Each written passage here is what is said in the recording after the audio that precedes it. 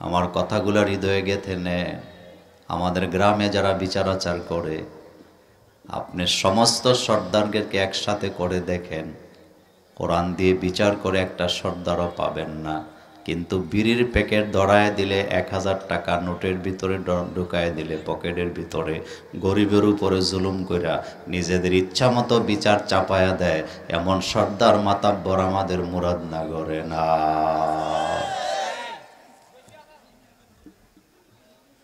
আমার কলেজার ভাইয়েরা, একটা বাড়ির মধ্যে, বাড়ির ঘরে ঘরে ঝামেলা, চাচতো ভাই জ্যাঠতো ভাইয়ের মধ্যে ঝামেলা। ওই বাড়িতে একজন মুরব্বী আছেন, যিনি ইচ্ছা করলে এই বাড়ির ঝামেলাটা মিটায়ে দিতে পারে। ঝামেলাটা যাতে না থাকে, তিনি একটা কথা বললে, ভূমিকা নিলে এই ঝামেলাটা মিটে যায়। কিন্তু ইচ্ছা করে ঝামেলা রাখার আগে ইচ্ছা করে ঝামেলাটাকে জিন্দা করে রাখে, এমন মুরব্বী আমাদের বাড়িতে বাড়িতে আছে না? না, গ্রামের কিছু সর্দার আছে, ইচ্ছা করলেই গ্রামের ঝামেলাগুলি মিটাতে পারে, ইচ্ছা করলেই দুই পক্ষকে মিলায় দিতে পারে। কিন্তু মিলায় না এই উদ্দেশ্যে যে মিলায় দিলেই তো ঝামেলা মিটে গেলেই তো আমার চা খাওয়া বন্ধ হয়ে যাবে, বিড়ির প্যাকেট বন্ধ হয়ে যাবে। ইচ্ছা করে সমাজে গন্ডগোল লাগায় এমন মুনাফিক আমাদের বাংলাদেশে আছে না? না,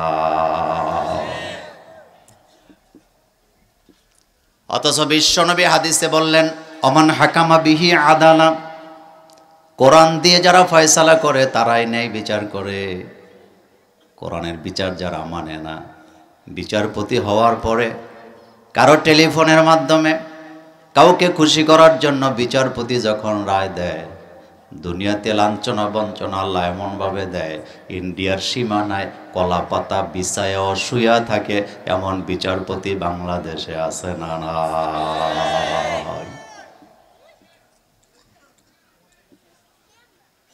মান ক্বালা বিহি সাদাকা, এই কথাটা আগে বলি নাই অন্য একটা কারণে। আল্লাহর রাসূল বলছেন, মান ক্বালা বিহি সাদাকা, কোরআন দিয়ে যারা কথা বলে তারা সত্য কথা বলে। কিন্তু বক্তা যখন মাহফিলের স্টেজে বসে, খতিব যখন মিম্বরে বসে, তখন উনি ফতোয়া দেয় যেদিকে বৃষ্টি সেদিকে ছাতা ধরো, হক কথা বলার দরকার নাই।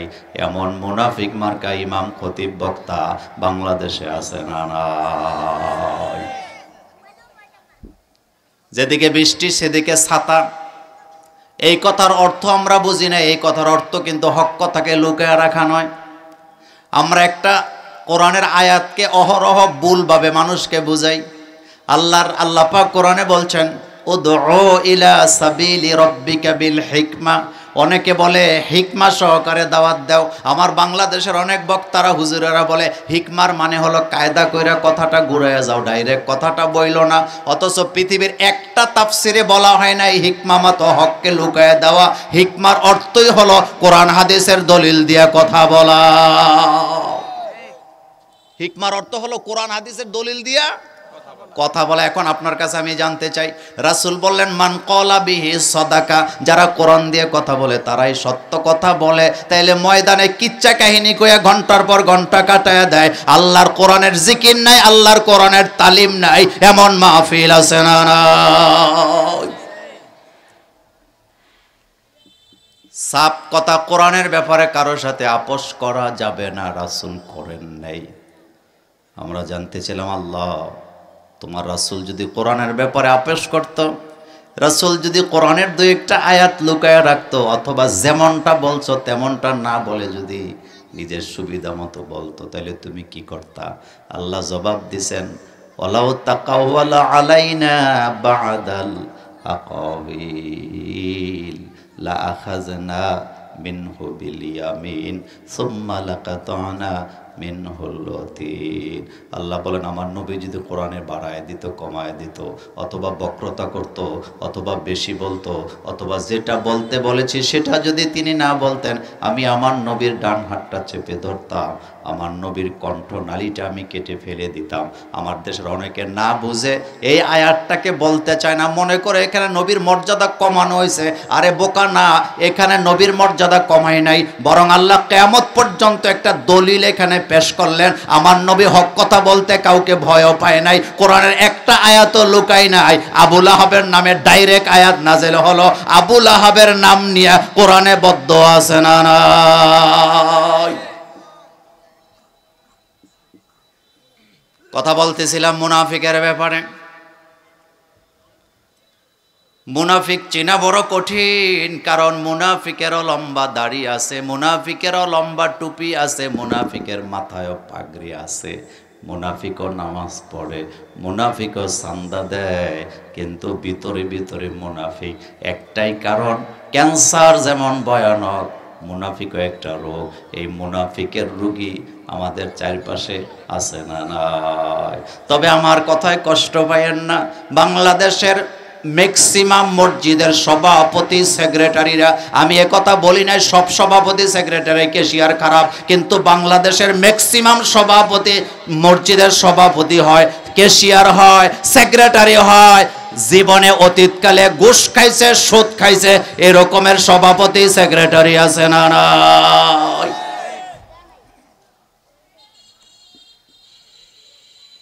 ইমাম সাহেব যখন মিম্বরে দাঁড়ায় বলে আকিমুদ্দিন, দিন কায়েম করো, বলতে দেরি এবার সভাপতি এভাবে চোখ উঠাইয়া চশমার ফাঁক দিয়ে তাকায়, মনে মনে ভাবে হুজুর না জানে কোন দল করে, হুজুরে দিয়ে কোরআনের আইনের কথা বলে। আমি জানতে চাই, তুমি তো মসজিদের সভাপতি হইছ, এই মসজিদের সভাপতি হওয়ার পরে আল্লাহর কোরআনের আইনের কথা বললে তোমার চোখ উপরে উঠে, কপাল কুচকু হয়ে যায়, বাঁকা হয়ে যায়, বুঝতে হবে হৃদয়ের ভিতরে মুনাফিকের আলামত আছে না নাই?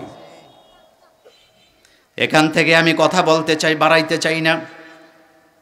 তাহলে কিছু কিছু সর্দার ইচ্ছা করলে সমাজের ঝামেলা মিটাইতে পারে, মিটায় না, কারণ তার ভিতরে মুনাফিকি আছে। কিছু কিছু খতিব সাহেব ইচ্ছা করলেই সমাজের বেদাতগুলো, শিরিকগুলো উঠায় দিতে পারে, উঠায় না, কারণ তার ভিতরে মুনাফিকি আছে। কিছু কিছু বক্তা ইচ্ছা করলে কোরআনের আইনের কথা বলতে পারে, বলে না, কারণ তার ভিতরেও মুনাফিকি আছে না নাই? আপনাদের নবিয়াবাদ মসজিদের ইমাম খতিব আমারে বানাইছেন, 20,000 টাকা মাসিক বেতন ধরছেন। ধরার পরে আমি খতিবগিরিটা পাইছি, এখানে আমি জুমার নামাজের পরে মুরগির রান খাই, প্রতি জুমার পরে গরুর গোশত খাই, সবজি খাই, আপনাদের এলাকার বড় বড় মাছ খাই, দেশি কই মাছ খাই। কিন্তু এলাকার সমাজের মসজিদ কমিটির লোকেরা সুদের ব্যবসা করে, ঘুষের ব্যবসা করে, সমানে সব চালায়, অত্যাচার অবিচার চলে। আমি মোল্লা নাজিম হক কথা বলি না, মাথার ভিতরে একটাই চিন্তা, যদি ইমামতিটা চলে যায়, 20,000 টাকা না পাইলে আমার ছেলে মেয়ে খাইব কি, আমি খামো কি, এমন চিন্তা কিছু খতিব আলেম বক্তার মাথায় আছে না? এখন সহজভাবে আপনাকে আমি বলি, কিয়ামতের ময়দান আল্লাহ যদি আমাকে বলে, মোল্লা নাজিম নবিয়াবাদ মসজিদে ইমামতি পাইলে 2024 সালে 20,000 টাকা বেতন পাস, 24 সালে ইমামতি পাওয়ার পরে মাথায় ঢুকছে, যদি চাকরিরা চলে যায় ছেলে মেয়ে খাবে কি, আমি খাবো কি? ও মোল্লা নাজিম, যতদিন তুই ছাত্র ছিলি, অথবা যতদিন তুই মায়ের পেটে ছিলি, যতদিন তুই ছাত্র অবস্থায় ছিলি, কৈশোর অবস্থায় ছিলি, তখন তো নবিয়াবাদ মসজিদের খতিব তুই হস নাই, তখন কি আমি আল্লাহ খাওয়াই নাই? একদিনে তো উপবাস রাখি নাই, তখন যে আল্লাহ খাওয়াইতে পারছে, এখন চাকরি গেলেও সেই আল্লাহর খাওয়াবার ক্ষমতা আছে না নাই? আল্লাহু আকবার বলো মিয়া, খাওয়াতে পারবে না? আচ্ছা বলেন তো, আমি যখন ক্লাস 1-এ পড়ি, আমি কি চাকরি করি? তখন কোন চাকরি আছিল? তা আল্লাহ বোধ আমার খাওয়ায় নাই। আমাদের গিয়াসউদ্দিন হুজুর, সুসুন্ডা মাদ্রাসার প্রিন্সিপাল হুজুর, সুসুন্ডা এলাকার সবচেয়ে জনপ্রিয় ব্যক্তি, এটা আমি জানি। ওই মাদ্রাসা থেকে আমি দাখিল আলিম পাস করছি, কিন্তু কথাটা আজকে বলি, উনি যখন প্রিন্সিপাল ছিল না সুসুন্ডা মাদ্রাসা, উনি কি একবেলা না খাইয়া ছিল? কথা কয় না, না খাইছিল তো খাওয়াইছে কে?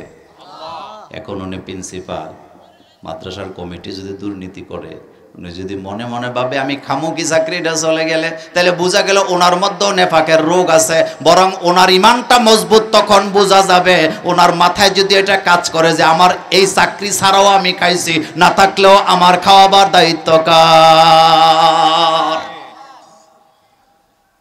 আমি মোল্লা নাজিম নবিয়াবাদ আজকে আইসি ওয়াজ করার জন্য। সর্দার মাতাব্বরের বিরুদ্ধে কথা বললে তারা অবশ্যই কমিটিকে বলবে এই হুজুরাত দাওয়াত দেওয়ার দরকার নাই। তো আমি এত বয়ের কোনো দরকার নাই, কারণ নবিয়াবাদ ওয়াজ না করলে কিছুই হবে না। আমার জন্য হাজার হাজার ময়দান আরও আছে না নাই, কারণ ময়দান তৈরি করে দেন কে? যদি আমি এই চিন্তা করি যে আহারে এই মাঠটা তো আবার পাওয়া লাগবে, একটু ভালোভাবে তেল তেল মাইরা ওয়াজ করে দেওয়া যায়, যাতে আগামীতে আমার গিয়াসউদ্দিন হুজুর আরো দাওয়াত দেয়, বদিউল আলম সাহেব যাতে কয় মোল্লা নাজিমরে আবার দাওয়াত দেয়, এই চিন্তা যদি মোল্লা নাজিমের মাথায় থাকে, মোল্লা নাজিমও মুনাফিক, এতে কোনো সন্দেহ নাই। কিন্তু মুনাফিক দেখা যায় না। এই জায়গা থেকে আমি কথাটা বলবো। আল্লাহ রাব্বুল আলামিন সূরাতুল বাকারার 15 নম্বর আয়াতে বলছেন, ওয়াইযা লাকুল্লাযীনা আমানু ক্বালু আমান্না ওয়াইযা খালাউ ইলা শায়াতিনিহিম ক্বালু ইন্না মাআকুম ইন্নামা নাহনু মুস্তাহজিউন। খুব মনোযোগ দেয়। আল্লাহ বলছে ওয়াইযা লাকুল্লাযীনা আমানু, যখন তারা মোমেনদের সাথে মিলিত হয়, মোমেনের সাথে যখন সাক্ষাৎ হয়, যখন তাদের আলেম ওলামার সাথে সাক্ষাৎ হয়, ইসলামী আন্দোলনের কর্মীদের সাথে সাক্ষাৎ হয়, লাকুল্লাযীনা আমানু, যখন মোমেনের সাথে সাক্ষাৎ হয়, ক্বালু, তারা বলে আমান্না, আমরাও তো মুমিন, আমরাও তো মুমিন, আমিও তো মুমিন। এই বাক্য, এই ডায়লগ ফেরাউনের জবানেও আছে না নাই? মনোযোগ আছে আপনাদের? আমিও তো মুমিন, আমিও তো মুসলমান, এই ডায়লগ ফেরাউনের জবানে আছে না নাই? ফেরাউনকে যখন আল্লাহ চুবাচ্ছেন, ওয়াজাওয়াজনা বিবানি ইসরাঈল আল বাহার, যখন বাহারের মধ্যে ফেরাউন নারে চুবানো হইতেছিল, ফেরাউন আকাশের দিকে তাকায় কয় আমানতু আন্নাহু লা ইলাহা ইল্লাল্লাযী আমানাত বিহি বানু ইসরাঈল, আমিও তো মুমিন, আমারে চুবাও কেন? বনি ইসরাইল রে বাঁচায় দিছো, বনি ইসরাইল যেই রবের উপরে ঈমান আনছে, আমিও সেই রবের উপরে ঈমান আনলাম। ওয়া আনা মিনাল মুসলিমিন, আমিও তো মুসলমান, আমারে সুবাইও না। এখানে যতগুলা মুরব্বী আছেন, যুবক আছেন, জানতে চাই ফেরাউন কি মুসলমান? চুপ করে আছে। ফেরাউন কি মুসলমান? কিন্তু সে তো ডাইলেক্ট দিতেছে আমিও তো মুসলমান। তাহলে বোঝা গেল মুসলমানের মধ্যে জাত আছে না নাই? মুসলমানের মধ্যে জাত হলো দুই প্রকার। একটা হলো ইব্রাহিম আলাইহিস সালামের মতো মুসলমান, আরেকটা হলো ফেরাউনের মতো মুসলমান। আল্লাহ পাক বলছেন, মা কানা ইব্রাহিমু ইয়াহুদিয়্যাও ওয়ালা নাসরানিয়্যাও ওয়ালাকিন কানা হানিফাম মুসলিমা। আমার ইব্রাহিম নাসারাও ছিল না, ইহুদিও ছিল না, তিনি হানিফাম মুসলিমা, একজন মুখলেস মুমিন ছিল। তার মানে বোঝা গেল ফেরাউনের মতো ডায়লগ দিলে হবে না আমি মুসলমান, কারণ তুই যদি মুসলমান হবে কোরআনের আইনের বিরুদ্ধে কথা বলতে পারতি না। ওয়াইযা লাকুল্লাযীনা আমানু, যখন মুমিনদের সাথে মিলিত হয় তখন বলে আমরাও তো আপনাদের সাথে আছি। ওয়াইযা খালাউ ইলা শায়াতিনিহিম, যখন সেখান থেকে বাইর হইয়া কাফেরের সাথে দেখা হয় তখন তালে তাল মিলায় বলে আমরা তো আপনাদের দলের লোক, তো ওখানে গেছো কেন? কয় হুজুরদের সাথে কিছু ঠাট্টা মশকরা করলাম, মোমেনদের সাথে কিছু উপবাস করতে গেলাম। এমন মুনাফিক আজও দুনিয়াতে আছে না না? আমার কলেজার ভাইয়েরাম, ইসলামী আন্দোলন মাথায় থাকার কারণে, জীবনীতে থাকার কারণে গত 15টা বছর মসজিদের ইমাম হওয়ার পরে সালামও দেয় নাই আমাকে, এমন ইমামও কুমিল্লা শহরে আছে। অথচ এর আগের সময়টাতে কত ইমামকে আমি ইসলামী ফাউন্ডেশনের বাতার ব্যবস্থা করে দিয়েছি। এই কথাটা, মনের কষ্টটা বলি। যে বলতো মোল্লা ভাই আপনি বললেই তো হয়ে যায়। আব্দুল হক সাহেব তখন আমাদের পরিচালক ছিল ইসলামী ফাউন্ডেশনের, আমি যা কইতাম উনি তাই করত, তবে উনি দেখে শুনে করতেন, ওনার দায়িত্ব উনি পালন করতেন। আমার যায় কয় মোল্লা ভাই মসজিদে ইমামতি করি কয় টাকা বেতন পাই, ইসলামী ফাউন্ডেশনে যদি একটু বইলা দিতেন বা দরখাস্তর মধ্যে যদি একটু সই দিতেন, আমার যদি এটা ব্যবস্থা হইতো, ছেলে মেয়ে নিয়ে খাইতাম। আল্লাহর কসম, আল্লাহর জাতের কসম, আমি এটা বাহাবা নেওয়ার জন্য বলি নাই।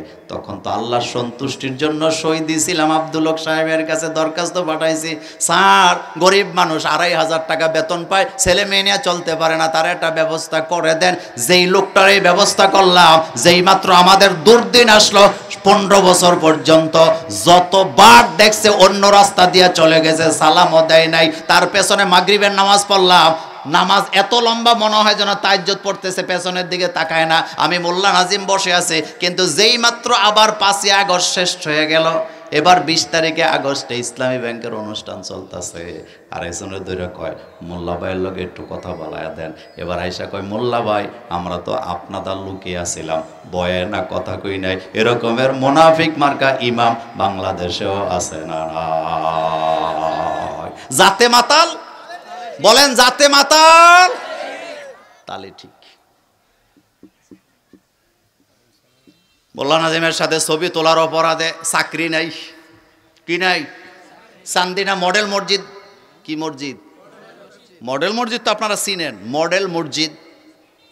চান্দিনা মডেল মসজিদের ইমাম সাহেবের নিয়োগ হয়েছে, কই থেকে যেন ছবি বাইর করছে, মোল্লা নাজিমের লগে সেলফি তুলছে। কয় সর্বনাশ, এটা তো কোনো দলের লোক হবে, চাকরি নাই। টিউনু সাহেব হিন্দু ডাকাইছে, গেছে বড় আমার অপরাধ কি, আমি তো ফার্স্ট হয়েছে, আমার কেন মসজিদে চাকরি দিবেন না? আপনার সাথে মোল্লা নাজিমের ছবি পাওয়া গেছে। তো মোল্লা নাজিমকে খুনের আসামি কয় না, মোল্লা নাজিমকে ডাকায়েত কয় না। তাহলে সমস্যাটা কোন জায়গায়? কয় সমস্যা হলো উনি তো কোনো না কোনো দল করে, দাদার দল করে, তাদেরকে মসজিদে ইমামতি দেওয়া তো যাবে না, তাদের সাথে ছবি উঠাইছেন কেন? মনোযোগ আছে আপনাদের?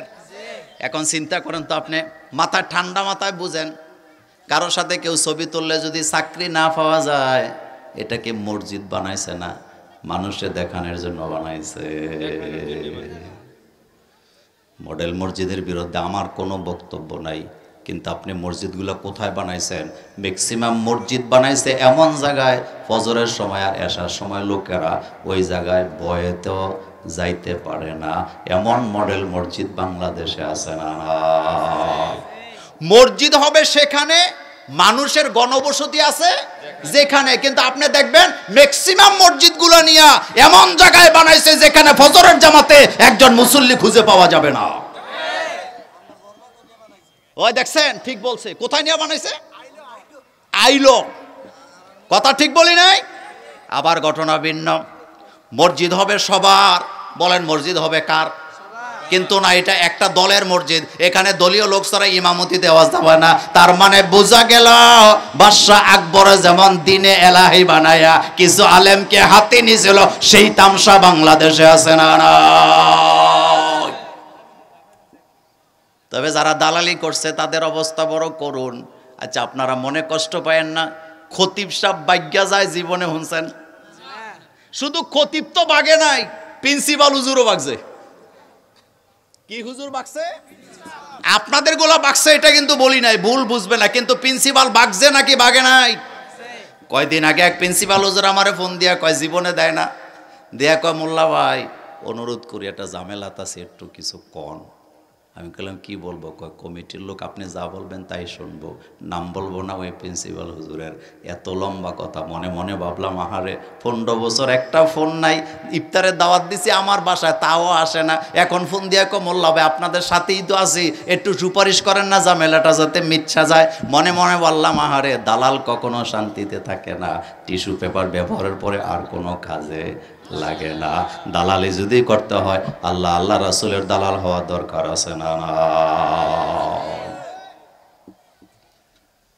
আপনাদের এলাকায় গরু বাজার আছে না? কথা কয় না। আচ্ছা বলেন তো, গরুর বাজারে দালালের ক্ষমতা বেশি না গরুর মালিকের? গরুর মালিক তো রশি ধরে দাঁড়ায় থাকে, কোনো কথা নাই, ঠান্ডা মাথায় দাঁড়ায় আছে বেচারা, গরু নিয়ে টেনশন। কিন্তু দালাল এমন বাপসাপ দেখায়, মনে যায় যেন বাজারের সব গরু তার আর তার আব্বার। কথা কন না কেন? দালালি করে টাকা পাইয়া গরুর গোশত লইয়া বাড়িতে যায়, যেদিন বাজার থাকে না সেদিন তার ঘরে খাবারও নাই। সুতরাং বাতিলের দালালি আলেম হইয়া যারা করছে তাদের অবস্থা বর্তমানে এই জায়গায় আছে না না। দালাল কখনো সঠিক জায়গায় দাঁড়াতে পারে না, আর দালালের ভিতরে মুনাফিকের রূপ থাকে।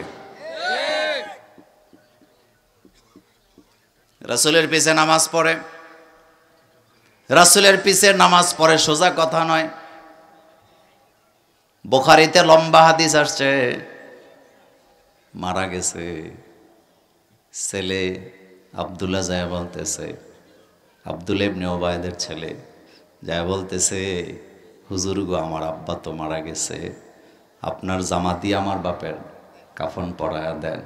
বিশ্বনবী নিজের জামা দিয়া কাফন পরাইছে। আল্লাহ রাসূলকে বলছে, রাসূল জানাজা দিবে আমার। মুনাফিক কত চালাক, বলছে রাসূল আমার জানাজা পড়াবে। হেতের মাথায় চিন্তা ছিল রাসূল যদি জানাজা পড়ে আমারে পায় কে, আমি যদি সেলসেলায়া জান্নাতে চলে যাই। আল্লাহ রাসূল জানাজা পড়তে রওনা দিছে, বিশ্বনবীর জামা টেনে হযরত ওমর ধরছে। হযরত ওমরকে আল্লাহ এত মর্যাদা দিয়েছেন, কোরআনের 5 জায়গায় ওমরের সিদ্ধান্তের উপরে কোরআনের আয়াত আছে না না।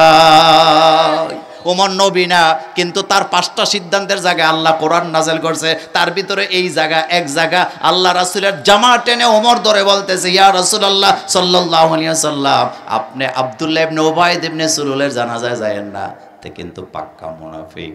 আল্লাহ রাসূলকে আল্লাহ তো আমারে কোনো নির্দেশনা দেয় নাই, আমি কেন যাব না? আমি যাই, আমি জানাজা পড়ি। বিশ্বনবী নিজের জামা দিয়া কাফন পরাইছে, নিজের মুখে লালা নিয়া তার মুখের মধ্যে লাগাইছে, লাগাইয়া রাসূল জানাজা পড়ছে। আপনাদের কাছে জানতে চাই, রাসূলের জানাজার দোয়া আরশে আযমে গেছে না আল্লাহ ফেরত দিছে? আল্লাহ ফেরত দেয় নাই। আল্লাহ বলতেছে, ইস্তাগফির লাহুম আও লা তাস্তাগফির লাহুম ৭০ মাররা। ও মনো ভাইয়েরা, কপাল পোড়া আমার কলিজার ভাইয়েরা, কপালে চুমু দিয়া বলে যাই, নেফাকের রোগ থাকলে সেখান থেকে বাইর করো। খুব মনোযোগ দিয়ে শুনে, আল্লাহ রাসূলকে আল্লাহ বললেন, হাবিব আপনি তার জন্য তাওবা করেন আর না করেন, আপনি যদি এই মুনাফিকের জন্য ৭০ বারও তাওবা করেন, তার জন্য করা তাওবা আল্লাহর দরবারে কবুল হবে না। কারণ তালা হইল সুবিধাবাদ, জিন্দাবাদ। বলেন সুবিধাবাদ, জিন্দাবাদ। নিজের ইমানের উপরে অটল থাকে না। আমার কলিজার ভাইয়েরা, আরব দেশের একজন বড় মুহাক্কিক আলেম, তিনি তার তাফসিরে লিখছে, মুনাফিকের আলামত হলো 30টা। জোরে বলেন কয়টা? সবগুলোর পেছনে তিনি কোরআন হাদিসের দলিল পেশ করছে। আমি তো এই লম্বা কথা বলতে পারবো না। মুনাফিক চিনা বড় কঠিন, তবে মুনাফিক চিনার একটা আলামত হলো ফজরের জামাতে আসে না। মনোযোগ আছে আপনাদের? কোথায় আসে না? ফজরের জামাতে আসে না। মাগরিবের নামাজে যারে দেখতেছেন আপনি, তারে পাক্কা মুসল্লি মনে করার কোনো কারণ নেই, লোক দেখানো আছে। জুমার নামাজের প্রথম কাতারে যারে দেখতেছেন পাক্কা মুসল্লি বাবার কোনো কারণ নেই। পাক্কা মুসল্লি দেখতে হইলে ফজরের নামাজের দরকার আছে না না? হযরতে হুযায়ফার কাছে রাসূল সাল্লাল্লাহু আলাইহি ওয়াসাল্লাম মুনাফিকের লিস্ট দিছে, গোয়েন্দা বিভাগের প্রধান। আল্লাহ রাসূল দিয়ে বলছে, হুযায়ফা এটা মুনাফিকের লিস্ট, এটা তোমার কাছে জমা। একথা শোনার পরে হযরত ওমর রাদিয়াল্লাহু তাআলা আনহু দৌড়ে গেছে, যায় কয়, ভাই হুযায়ফা তোমার কাছে রাসূল মুনাফিকের লিস্টটা দিয়ে গেছে, দেখো তো আমার নামটা লিস্টের মধ্যে আছে কিনা। হযরতে হুযায়ফা লিস্ট দেখে নাই, বলতেছে আপনি তো ফজরের জামাতে আসেন। কয় ফজর তো আমি মিস করি না। হযরতে হুযায়ফা বললেন, যারা ফজরের জামাতে যায় তারা কখনো মুনাফিক হতে পারে না। আল্লাহু আকবার বলেন। মুনাফিকদের আরেকটা আলামত হইল, নামাজে যখন দাঁড়ায় মনোযোগ নাই। মসজিদের টাইলসের দিকে তাকায় একবার, বাতির দিকে তাকায় একবার, জামার বালু জাড়ে একবার, এরপরে সেজদায় যাওয়ার সময় মসজিদের মধ্যে ফু দেয় একবার, ডাইনে তাকায় একবার, বামে তাকায় একবার, আবার মাঝে মধ্যে দেখে জিলাপি টিলাপি আছে কিনা, থাকলে একটু জুমার পরে আর যাইতো না, এখন বৈশা থাকবো, এমন জিলাপি খাওয়েন না আশেকে রাসূল আমাদের মুরাদ না করে না।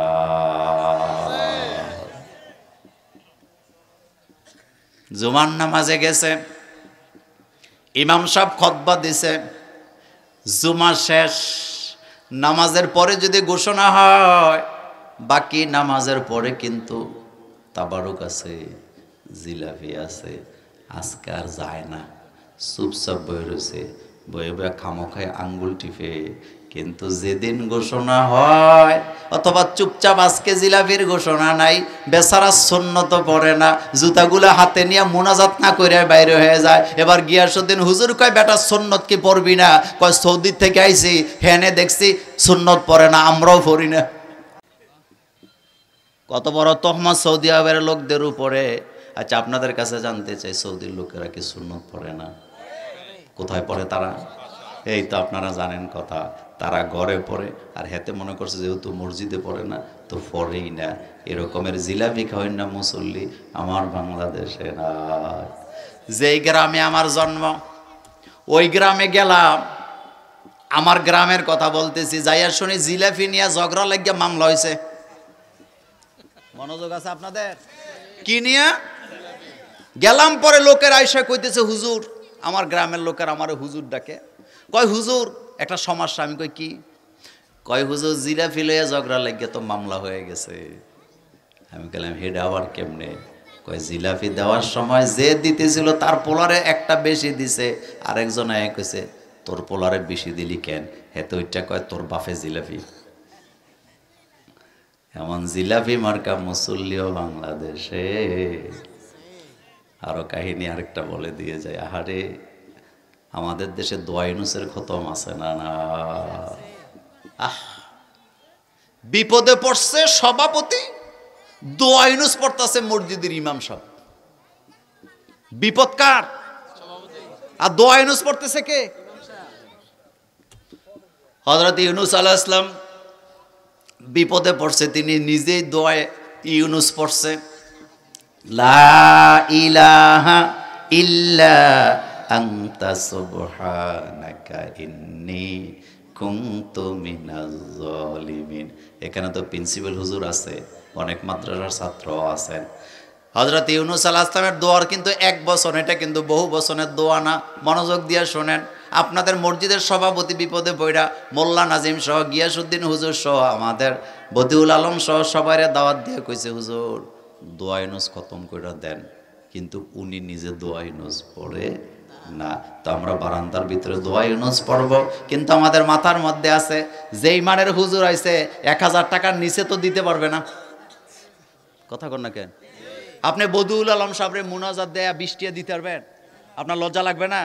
গিয়াসউদ্দিন হুজুরে কি 20 টাকা দিতে পারবেন? পারবেন না। ওনারা তো 1000 দেওয়া লাগবে, কমপক্ষে 5000 দেওয়া লাগবে। কিন্তু আপনার কাছে আমার একটা প্রশ্ন, দেখেন, জিলাপি দিছেন আপনি, টাকাও দিছেন আপনি, দোয়া করতে কইছেন আপনি, কিন্তু আপনার কিন্তু খবর নাই যে দোয়ার আয়োজন আপনি করছেন, এই দোয়াতে হুজুরদের লাভ হলো 3টা, আপনার ভাগে পড়ছে 0। কথা কন না কেন? আপনার ভাগে কি কেমনে হয়েছে এটা বলি, আগে শোনেন। জিলাপি দিছেন আপনি, খাইছে হুজুররা, হাদিয়া দিছেন আপনি, পাইছে হুজুররা, কিন্তু মাঝখান থেকে দোয়াটাও হুজুররাই পাইছে। কারণ দোয়ার মধ্যে আল্লাহ শিখাইছে ইন্নী কুনতু মিনাজ জালিমিন। এটা ওয়াহিদে মুতাকাল্লিমিন শিখা, আল্লাহ আমি বিপদে আছি, আমারে তুমি উদ্ধার করো। মাঝখান থেকে আপনার টাকাও গেছে, আপনার জিলাপিও গেছে, হুজুরদের ট্রিপল লাভ আছে না? আপনার লাভ হবে তখন আপনি নিজে দোয়া করবেন যখন। মনোযোগ আছে আপনাদের? না, হেতে দোয়া ইউনুস শিখতে রাজি না। কারণ এত হুজুর থাকলে দোয়া ইউনুস আমি কেন শিখবো? অথচ ইউনুস আলাইহিস সালাম দোয়া করতেছে, লা ইলাহা, পড়েন, লা ইলাহা ইল্লা আনতা সুবহানাকা ইন্নী কুনতু মিনাজ জালিমিন। বিপদে পড়ছে যারা, দোয়া ইউনুস পড়বে তারা, উদ্ধার করার দায়িত্ব কার? আমার কলেজের ভাইরা, মুনাফিকের ব্যাপারে কথা বলছিলাম।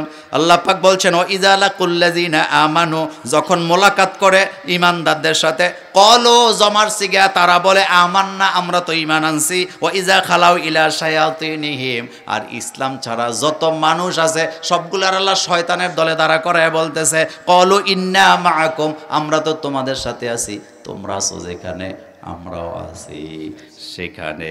ইন্নামা নাহনু মুস্তাহজিউন, ইন্নামা নিশ্চয়ই আমরা, নাহনু জমায়ে মুতাকাল্লিম, মুস্তাহজিউন আমরা তো মোমেনদের সাথে উপহাস করতে যাই, ঠাট্টা করতে যাই, এছাড়া তো কোনো কাজ আমাদের সেখানে নাই। আমার কথায় কষ্ট পায় না যারা ইসলাম পছন্দ করে না, যারা ইসলাম ভালোবাসে না, নবীকে ভালোবাসে না, কোরআনের আইন ভালোবাসে না, তাদের দলে দুই একজন হুজুর পাওয়া যায়, তবে ওই হুজুরকে তারা সাধারণ সম্পাদকও বানায় না, সভাপতিও বানায় না, সেখানে তারা কোষাধ্যক্ষ বানায় না, বরং বড় জোর মুনাজাত দেওয়ার জন্য নেয়, আবার মুনাজাত উল্টা হয়ে যায়। কথা কর না কেন? কোন হুজুরে কোন পদ দেয়? একজন আলেম আর্মিতে চাকরি নিলেন, আমি নাম বলবো না, কথাটা রেকর্ড হয়, সে আর্মির চাকরি ছেড়ে দিস। একজন হাফেজ বক্তা, তরুণ বক্তা, সে আর্মির চাকরি ছেড়ে দিস। আমি বললাম ভাইজান ঘটনা কি? আর্মিতে চাকরি পাইছেন, ইমামতি করবেন, হুজুরগিরি করবেন, ছাড়ছেন কেন? কয় মোল্লা ভাই আসল কথা তো কারো কাছে বলতে পারি না। তো কি কথা? কয় ১.৫ পয়সার দামও নাই, শুধু মুনাজাত দিত নেয়।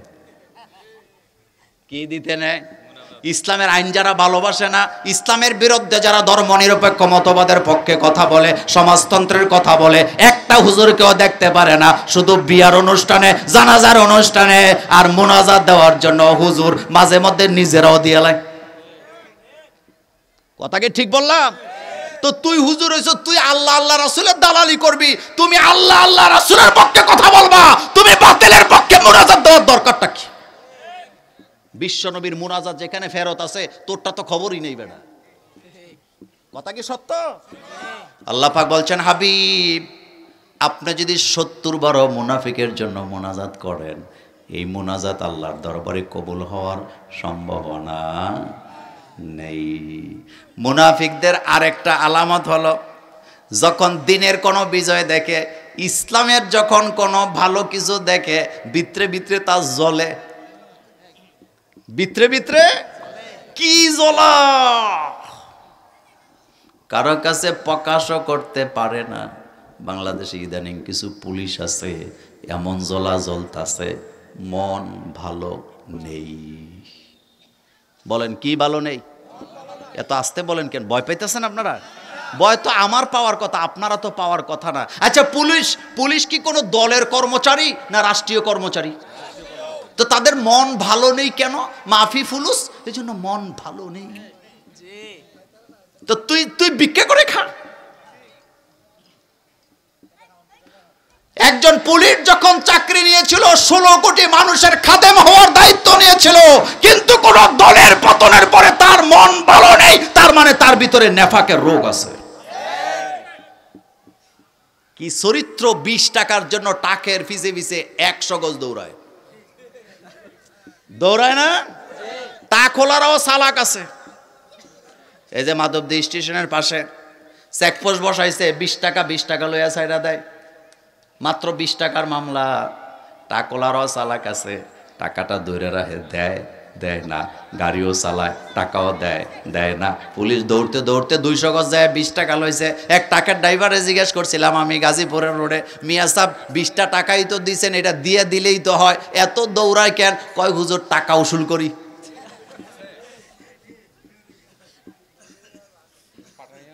কথা কি বুঝেন? কিসের রোগ আছে ভিতরে? নেফাকের রোগ আছে। সিরিয়াতে গত পরশুদিন কি হয়েছে? এক ফেরাউনের বিদায় হয়েছে। আহারে, মানুষ কত আনন্দ, বাচ্চারা কত আনন্দ, কিন্তু কিছু কিছু মানুষের মন ভালো নেই।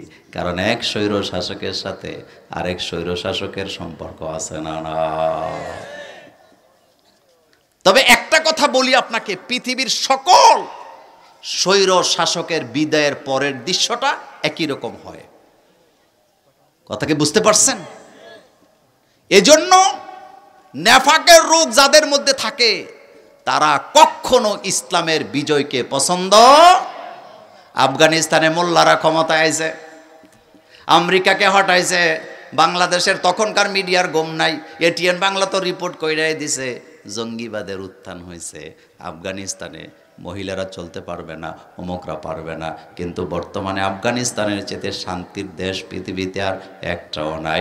বর্তমানে তাদের অর্থনীতি পৃথিবীর র্যাঙ্কিংয়ে 3 নাম্বার। যারা তাদের বিরোধিতা করছে তারা এখন তলে তলে তাদের সাথে ব্যবসা করতে আইয়ে। ডালিমের জুস নেওয়ার জন্য আমেরিকা পাগল, আপনার চীনেরা পাগল, জাপান পাগল, দক্ষিণ কোরিয়া পাগল। তাদেরকে জিজ্ঞেস করছে মোল্লাদের সাথে ব্যবসা কেন? কয় মোল্লারাদের সাথে ব্যবসা করলে সবচেয়ে বড় লাভ হইল মোল্লারা ব্যবসার ভিতরে ধোঁকাবাজি করে না। পৃথিবীতে যত জুস আছে সবচেয়ে পাওয়ারফুল, সবচেয়ে ভিটামিন যুক্ত জুস হইল আফগানিস্তানের ডালিমের জুস। এই আফগানিস্তানে আগে চাষ করতো আফিমের চাষ। বলেন কিসের চাষ? কিন্তু মোল্লারা ক্ষমতায় এসে আফিম নিষিদ্ধ হবে না। মোল্লারা কোরআনের আইন চালু করে দিছে, এখানে নেশা টেশা চলবে না। তো কি করবা? কয় ডালিমের চাষ করো। কিন্তু ওই মাটিতে কি ছিল? আল্লাহর কি নেয়ামত। ডালিমের চাষ করার পরে পৃথিবীর কৃষিবিদরা বলেছে এই পৃথিবীর যত দেশে ডালিম হয় আফগানিস্তানের মতো এত ভালো রসালো ডালিম পৃথিবীর কোনো জমিনে আর হয় না। নেয়ামত দিছে কে?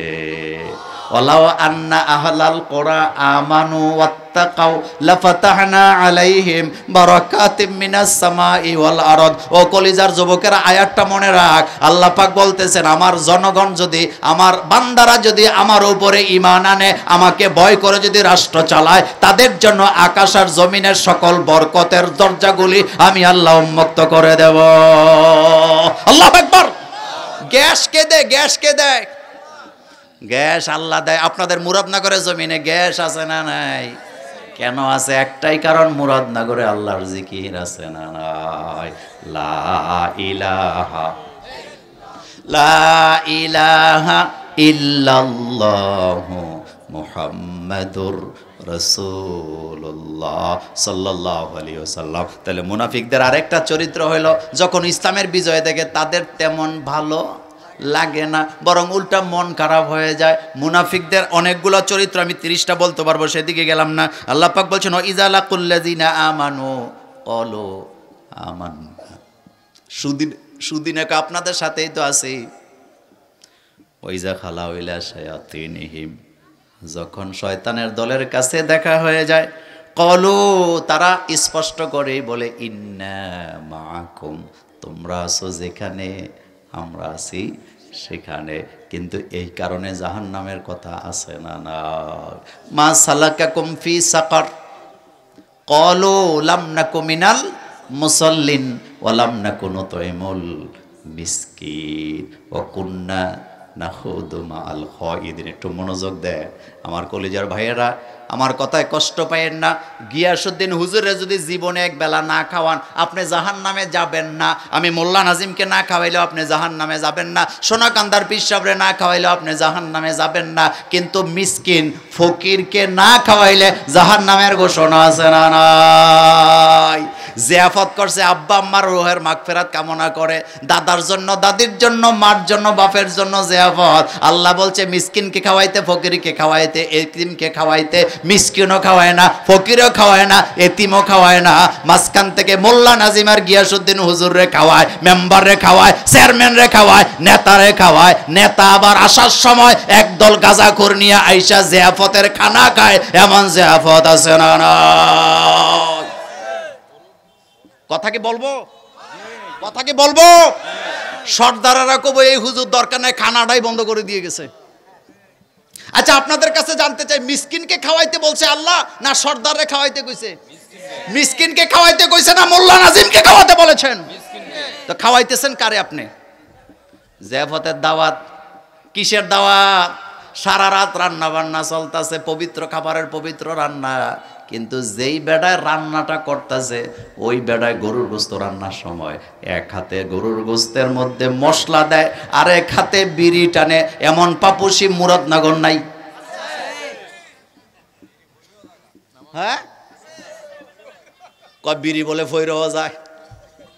জিয়াফতের খানা হুজুররা খাইব, জিয়াফতের খানা মোল্লারা খাবে, জিয়াফতের খানা ওই খানা যেটা খাওয়াইলে আখেরাতে মুক্তি পাওয়া যাবে, এই আশাই তো করেন। খাওয়াবেন, আমি নিষেধ করি না, কিন্তু আপনাদের কাছে জানতে চাই এই বিড়ি খুর দিয়া রান্না বান্না করাইয়া বেনামাজি দিয়া রান্না বান্না করে আমাদের খাওয়ায়। তবে আমরা হুজুররাও আগের চাইতে শক্ত আইছি। আগের দিনের হুজুররা নাকি বেনামাজির হাতে খাইলে পেট খারাপ হইতো, আর এখনকার হুজুররা বেনামাজির হাতে খাইয়া কয় রান্না খুব মজা হয়েছে। কথা কি ঠিক বললাম? কি চরিত্র আমাদের, কি চরিত্র আমাদের, কি চরিত্র। কিছু কিছু মানুষ আছে গ্রামের সিসি ক্যামেরা, কি ক্যামেরা, গ্রামের সিসি ক্যামেরা, এই জায়গাটা এই জায়গায়, এই জায়গাটা এই জায়গায় লাগায়। এমন ভালো মানুষ আমাদের নবী আবাদে নাই। আল্লাহ রাসূল বলেছেন, যারা মানুষের বাড়িতে উকি দেয়, কি দেয়, চোখ দেয়, মানুষের বাড়ির বেড়া ছিদ্র দিয়ে চোখ দিয়ে দেখে কি ঘটতেছে। রাসূল বললেন, মায়ার নবী বলতেছে, আমার হাতে যদি একটা বল্লম থাকতো, আমি বিশ্ব নবী বল্লম দিয়া তার চোখ দুইটা জনমের মতো বন্ধ করে দিতাম। সুবহানাল্লাহ বলবেন না? মায়ার নবী বলতেছে, সোজা কথা নয়। যিনি বিধবাকে আশ্রয় দেয়, বস্ত্রহীনকে কাপড় দেয়, ক্ষুধার্তকে খাবার দেয়, আশ্রয়হীনকে আশ্রয় দেয়, সেই নবী বলতেছে, যারা মানুষের বাড়িতে চোখ দেয়, আমার হাতে বল্লম থাকলে ওই বল্লম দিয়ে চোখ দুইটা অন্ধ করে দিতাম। কত বড় মারাত্মক অপরাধ। চোখ দেয়, কি দেয়, কান পেতে মানুষের কথা শুনে, এরকম বেয়াদব আছে না? এতে পাচার, এতে কি করে, জাসুসি করে। বলেন কি করে? জাসুস, মুনাফিক। বলেন এরা কি? এই জায়গাটা এই জায়গায়, এই জায়গাটা এই জায়গায়। নির্বাচনের সময় এই তালেও আছে, কথা কর না কেন, সব তালে আছে না? না, ডিব্বা মার্কা দাঁড়াইছে, আইসা কয় আমি ডিব্বা মার্কা দাঁড়াইছি, দোয়া চাই, কয় চিন্তা করে না, ভোট আপনারে দেবো। আপনার মতো ভালো মানুষ আছে নাকি? 500 টাকা দিছে। কত? কয়দিন পরে আইছে আরেকজন গুড়ি মার্কা দাঁড়াইছে, আপনি ছাড়া কি কেউ আছে নাকি? এটি সব মূর্খ, আপনারই তো ভোট দেবো, হেতে 1000 টাকা দিছে, আপনারই তো ভোট দেওয়া হবে। খাইতে খাইতে এতে কেউ আর বাদ দিছে না। কথা বুঝছেননি? এরকম নাই? তবে আপনাদের এলাকায় নাই। আহারে, আচ্ছা বলেন তো, বউ বলতেছে ঘটনা কি? তুমি যারে পাইতেছো তার থেকে টাকা খাইতেছো, ভোট তো তোমার একটা, কি করবা? কই তুই বেশি বুঝিচ্ছা? কয় কি? কয় এত ইনসাফ আমি করব যে ইনসাফ দুনিয়ার কেউ করে না। কয় হেডা কি? কয় ভোটই দিতাম না। এটা ইনসাফ, ঠিক না? কি বলতেছে? ভোটই দিতাম, যা ভোটই দিলাম না। মুনাফিক। বলেন কি? লাকুল্লাযিনা আমানু। আমার কলেজের ভাইয়ারা, এই কথাটাই বলছিলাম, ইন্নামা নাহনু মুস্তাহজিউন।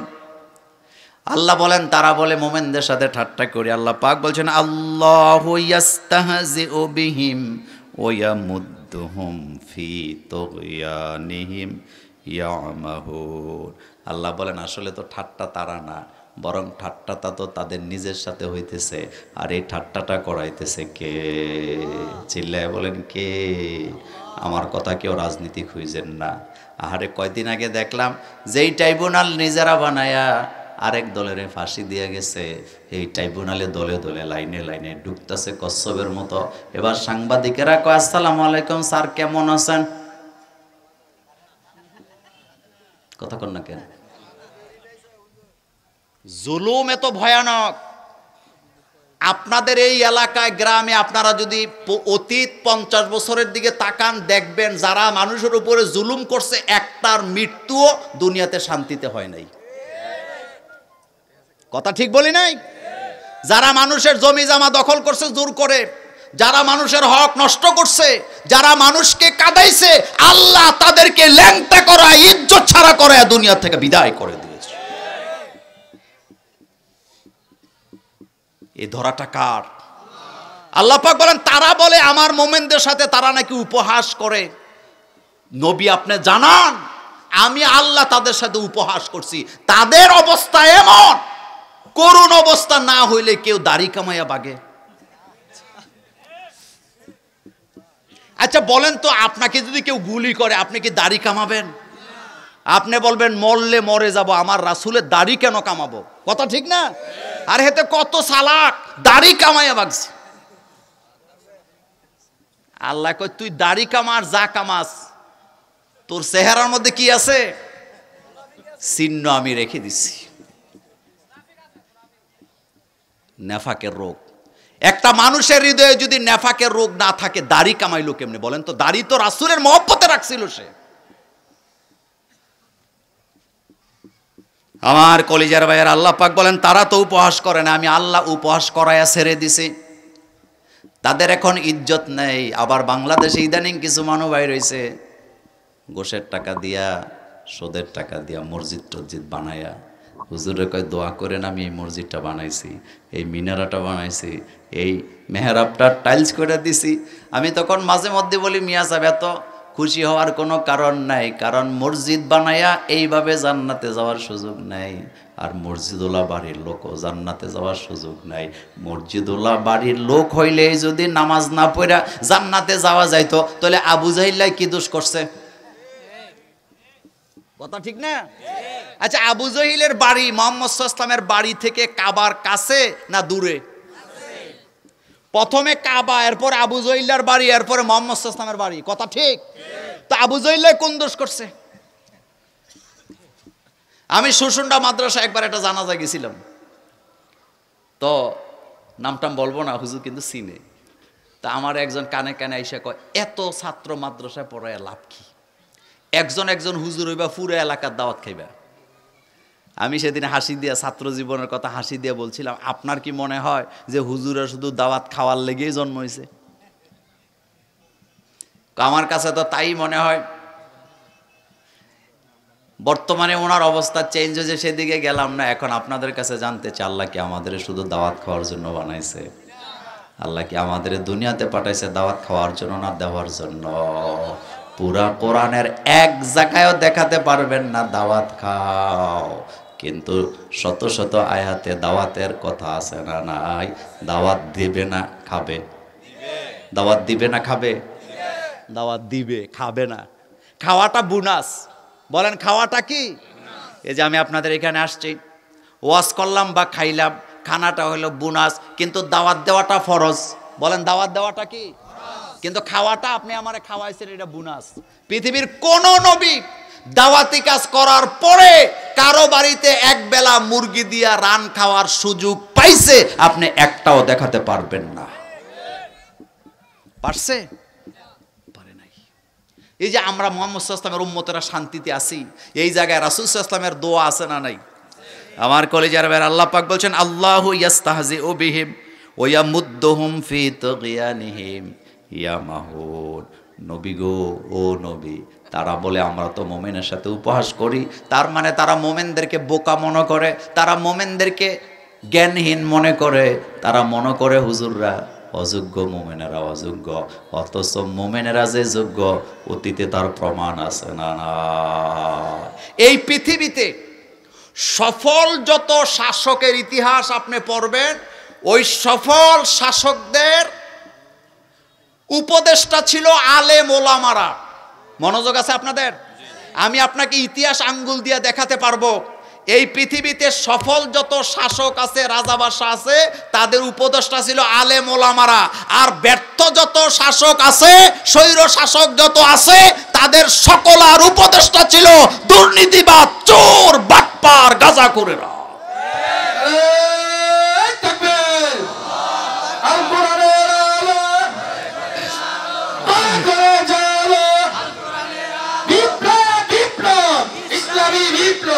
আমার কলিজার ভাইয়েরা, সুলতান সুলেমানের নাম আপনারা শুনছেন? সুলতান সুলেমানের প্রধান উপদেষ্টারা ছিল আলেম ওলামারা, এবং তার একটা শরিয়া বোর্ড ছিল। অর্ধেকটা পৃথিবীকে সুলতান সুলেমান শাসন করছে, এমনি এমনি করে নাই। আজও তুরস্কের আধিপত্য সারা পৃথিবীতে আছে নাকি নাই? সুলতান সুলেমানের মূল চালিকা শক্তি ছিল শরিয়া আইন।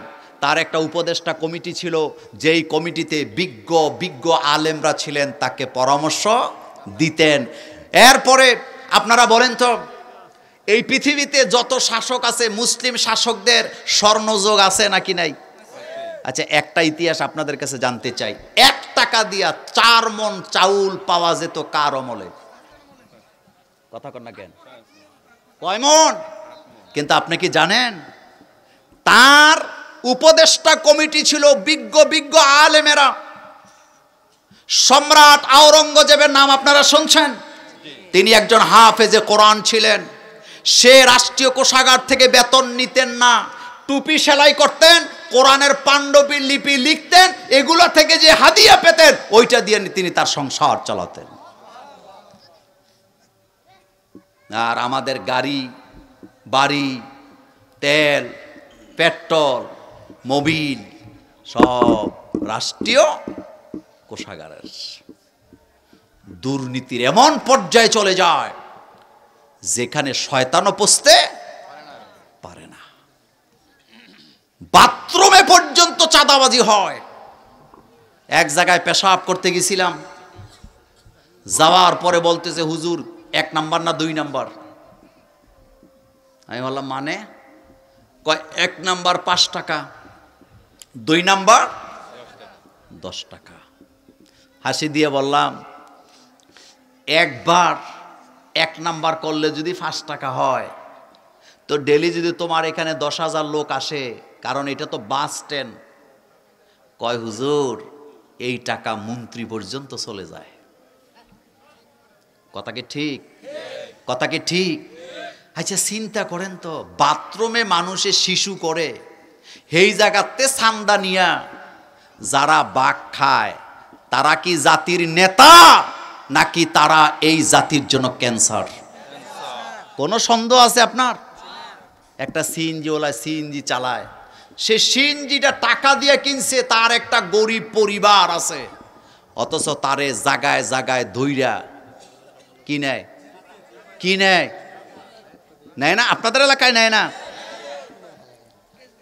আমার বাংলাদেশে একটা জন্ম নিবন্ধন দেওয়ার জন্য যেই কষ্ট মানুষকে দেয়, আপনাদের দেয় না? আপনাদেরকে দেয় না? এই ইউনিয়নে, এই গ্রামে আমার জন্ম, আমি এখান থেকে জন্ম নিবন্ধন নিব, আমার কাছ থেকে টাকা নেওয়ার কোনো অধিকার নাই। এরা ক্যান্সারের রোগীর চাইতে আরো বেশি ভয়ানক।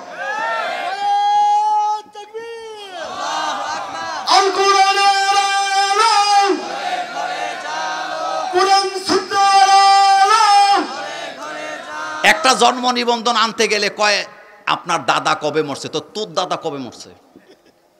আপনার বাপ করে মরছে? তো আমার বাপ মরছে 1996-92 দিকে। তো আমার বাপ যখন মরছে তখন তো জন্ম নিবন্ধন শব্দটাও বাংলাদেশ আবিষ্কার হয় নাই। কয় কি নিয়ে আসো? তো তোর বাপের মৃত্যু সনদ তুই লই আয়। এগুলা মানুষের উপরে জুলুম, এটা কখনো মানুষের সেবা হতে, আমি আপনাকে অসংখ্য ঘটনা বাংলাদেশে দেখাতে পারবো, এগুলা সেবা হতে পারে না। একটা পাসপোর্ট দেওয়ার নামে পুলিশ যেই পরিমাণ হয়রানি করে, পৃথিবীর কোন দেশে এই ধরনের অত্যাচার নাই। আমি এই দেশে জন্ম, আমার মা জন্ম, বাপ জন্ম, তুই আমারে পাসপোর্ট দিবি, তুই আমার ইনকোয়ারি করার কে? আমি কি রোহিঙ্গা? এগুলা বদলাক আপনারা কি চান? এত আসতে বললে হবে না, চান? একটা জমি জামার মামলা কয় বছরে শেষ হয়? কয় বছর? না, দাদা মামলা করলে নাতি জমানা যায় রায় হয়। তো এটা কি বিচার না জুলুম? অর্থাৎ আপনি 2 শতকের জন্য মামলা করছেন, বাকি 40 শতকও শেষ।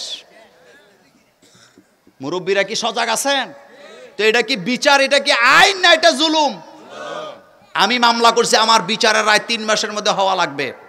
3 মাসের উপরে একদিনও যেতে পারবে না। রায় দেয় তো নাই, যাবেন অমুক মামলার ডেট আগামী কি বলে জানুয়ারি মাসের 20 তারিখ, জানুয়ারি মাসের 20 তারিখ যাবেন, কয় মার্চ মাসের 6 তারিখ, মার্চ মাসের 6 তারিখ যাবেন, কয় এরপরে এপ্রিল মাসের 9 তারিখ। তো তোর মামলা কি তোর বাপের টাকা দিয়ে চলে?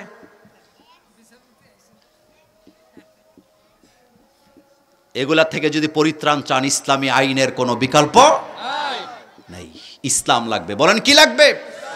খুনের মামলাকেও ইসলাম মাত্র 90 দিনের মধ্যে মীমাংসা করতে বলেছে। আর আপনি একটা জমি জামার মামলা, দাদায় মামলা করে গেছে, দাদার আর রু চলে না, জমি জামা যা বিক্রি করে এখন হসপিটালে নাক ডাকে অক্সিজেন লাগাইয়া পুতের কানে কানে কয় মামলাটা কিন্তু করছি, ইজ্জতের ব্যাপার, মামলাটা চালাইস নাই। এরপরে ফুতে চালাইতে চালাইতে হে বেড়ায়ও বুড়ো হইছে, মামলা রায় আর। আচ্ছা বলেন তো এই কথাগুলা কি সত্য না মিথ্যা? আমি কি 1% এই ব্যাপারে মিথ্যা কথা বলতেছি? তো এটা কি জুলুম? এটা কি বিচার? যে ব্রিটিশরা চলে গেছে সেই ব্রিটিশদের আইন দিয়ে এখনো আমাদের উপরে জুলুম করা হচ্ছে। এরপরে পুলিশের বিরুদ্ধে মামলা করলে পুলিশে তদন্ত করে। তার মানে আপনি বুঝাইতেছেন যে যা তোরা যা করবি তাই কি কান পেতে মেনে নিতে হবে, চোখ থেকে মেনে নিতে হবে। আমার কলিজার ভাইয়েরা, এই উপহাস থেকে, এই বিপদ থেকে যদি বাঁচতে চান, কোরআনের আইনের বিকল্প, কোরআনকে আনতে হবে, কোরআনের আইনের কাছে যেতে হবে। একটা মেয়ে নির্যাতিত হয়েছে বলতে লজ্জাও লাগে। একটা মেয়েকে দর্শন করা হলো, তার উপরে জুলুম করা হলো, কিন্তু দ্বিতীয়বার আরেকটা জুলুম করা হয়, তাকে পরীক্ষা করতে নিয়ে আবার তার লজ্জাস্থান পরীক্ষা করে। নাউজুবিল্লাহ, আরো আস্তে কর, মানুষে শুনবো। তা আপনারা বলেন এটা কি বিচার না জুলুম? জুলুম। এই জুলুম আছে না? আমি একটা হেকায়েতুল লতিফ একটা কিতাব পড়ছিলাম ছাত্র জীবনে, সেখানে আসছে এক বেচারা তার স্ত্রীর বিরুদ্ধে কাজীর কাছে বিচার দিচ্ছে, কাজী সাহেব আমার স্ত্রীটা পরকিয়া করে, কিন্তু আমি তারে ধরতে পারি না, কারণ আমি খুব কায়েত পরিশ্রম করি, আমি বাইরে বাইরে থাকি, আমি বাসায় আসার আগেই তার বন্ধু, তার এই প্রেমিকাকে সে কি করে বিদায় করে দেয়। বিচারপতি এইভাবে গালে হাত দিয়ে 10 মিনিট চিন্তা করছে, কারণ যারা বিচারক হবেন তাদের মাথার মধ্যে কিছু গিলু টিলু থাকা লাগে নাকি লাগে না? লাগে। আমাদের দেশে বিচার হয়, যে মামলা করে, যে মামলার যার বিরুদ্ধে করে কেউরই কিছু জিগাই নেই, রায় দেওয়ার সময় খালি আসামিরে কয় আপনি, রায় কিন্তু লিখে ফেলছে আগের দিন, পরের দিন তারে জিগায় কয় তুমি দোষী না নির্দোষ, তো তোরে এখন এটা জিগাইতে কইছে কেডায়? জিজ্ঞেস করে না? জুলুমের রায় লেখা একটু পরে রায় দিবে, কয় তুমি দোষী না নির্দোষ, তো আমি নির্দোষ করলে কি তুই আমার রায়টা বদলাবি? এই বিচার বাংলাদেশে আছে না নাই? এটাই তো চলতেছে রে ভাই। বিচারপতি বলতেছে তো বড় ভয়ানক। আচ্ছা ঠিক আছে, পকেট থেকে উনি একটা আতর বাইর করছে। বলেন কি বাইর করছে? আতর বাইর করে ওর হাতে দিছে, দিয়ে বলছে শোনো, এই আতর তুমি কাউকে দিবা না, এটা তুমি একমাত্র তোমার স্ত্রীকে দিবা, তবে দেওয়ার সময় একটু পাম টাম দিবা, যে তুমি হইলে আমার জানের জান, পানের পান, তোমাকে অনেক ভালোবাসি, এই আতর তুমি ছাড়া আমি কাউকে দিলাম না, এটা তুমি ব্যবহার করবা। মনোযোগ আছে আপনাদের? হেতে মনে মনে কে আমি মামলা দিলাম বউর বিরুদ্ধে, বউর বিচার না করে আমার একটা আতর দিয়ে দিল। আচ্ছা যাক, দিলি দিছে। বাড়িতে যায় বউরে বলতেছে তুমি হইলে আমার জানের জান, পরাণের পরাণ, এই ধরো আতর, এটা অনেক দামি আতর, সব জায়গায় এটা পাবা না, তোমার এটা দিলাম, তুমি এটা ব্যবহার করবা। একথা বলে সে তার কাজে চলে গেছে। এবার বন্ধু আইছে, বুঝেন তো কথা? বন্ধু যখন আইছে, হেতের বউ এখন আবার আতর বাইর করে বলতেছে আমার স্বামী এটা দামি জিনিস, এটা আতর দিছে, আমি আর আতর দিয়ে কি করবো, তোমার এটা দরকার, তুমি হইলে আমার জানের জান, ফরানের ফরান, তোমারে না দিয়ে কি পারি। একেবারে আতর নিয়ে গালে, দাড়িতে, কলজিয়ার মুজ্জা লাগাই দিছে। আতর দিছে না বাস দিছে? কথা কর না কেন? এদিকে বিচারপতি 2 জন গোয়েন্দা বিভাগের লোককে নিযুক্ত করে রাখছে। এই আতরের গ্রান যার কাছে পাওয়া যাবে অ্যারেস্ট, কারণ এই আতর তো আর কারো কাছে। হেতে তো আতর দিয়ে রাস্তা দিয়ে রওনা দিছে, মাশাআল্লাহ পুরা রাস্তা, এটা তো বিচারপতির আতর। পুলিশ 2টায় তারে আটকাইছে, আমার আটকাইছে কেন, পরে বলা যাবে। ধরে আনছে, আনার পরে আসামি এখন ধরা পড়ছে না পড়ে নাই? আমি ওই ঘটনা বলাবার জন্য ঘটনা বলি নাই। যিনি বিচারপতি হবেন তার মাথার মধ্যে কি থাকা লাগবে? গিলু, তাইলে ন্যায় বিচার পাবেন। গ্রামে যারা বিচার ফয়সালা করে তাদের মাথার মধ্যে গিলু থাকা লাগবে। থাকবে কি, বিড়ি খাইতে খাইতে কলজাও ফসাইছে, ব্রেন্ডারও ফসাইছে, পেটটারেও বড় করছে। দেখবেন কিছু কিছু মানুষ আছে, আপনি কষ্ট পাইয়েন না, কিছু কিছু মানুষ আছে শত্রুর বাড়িতেও খায়, মিত্রুর বাড়িতেও খায়। আমি আর গিয়াসউদ্দিন হুজুরের মধ্যে বিশাল ঝগড়া, কিন্তু মাঝখান থেকে আরেকজন আছে, আমার জিয়াফতও খায়, ওনারটাও খায়। এরকমের লোক আপনাদের এলাকায় নাই? মুনাফিক। বলেন এরা কি? মোমেন সব সময় নিজের অবস্থানকে পরিষ্কার রাখে, একদিকে থাকে, হকের পক্ষে থাকে। মোমেন কখনো দুই জায়গায় যায়, মোমেন কখনো মুজাবজাবিন হয় না, মোমেন স্পষ্ট হয়। মোমেনের ঘোষণা হয় লা ইলাহা মুহাম্মাদুর সাল্লাল্লাহু আলাইহি ওয়াসাল্লাম। আমার কলিজার ভাইয়েরা,